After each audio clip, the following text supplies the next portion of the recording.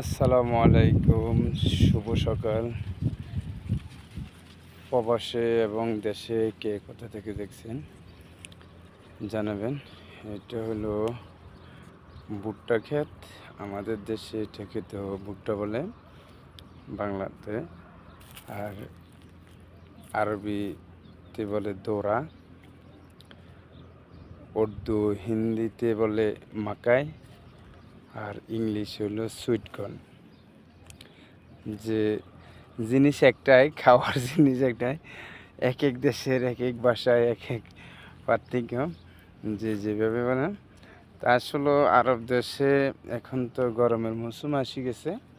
এখন এপ্রিলের আজকে 11 তারিখ, এখন শেষ মুহূর্তে। তারপরেও আমাদের মালিকেরা খাওয়ার জন্য লাগাইছে।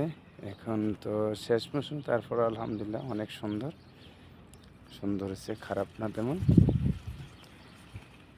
তো এই দোরাটা এদেশে দোরা বলে আরবিতে। দোরা এরা অনেক পছন্দ করে, এরা মেশোয়াই করে খায়, তারপরে এমনি বয়েল করে, তারপরে সে কাঁচা খায় অনেকে, আর কি। আর কে কে পছন্দ করেন এই ভুট্টা, বাংলাদেশে ভুট্টা, এখানে দোরা, ইংলিশে বলে সুইটকর্ন। যে যেভাবে পছন্দ করেন, যে নামে চিনেন জানাবেন সবাই।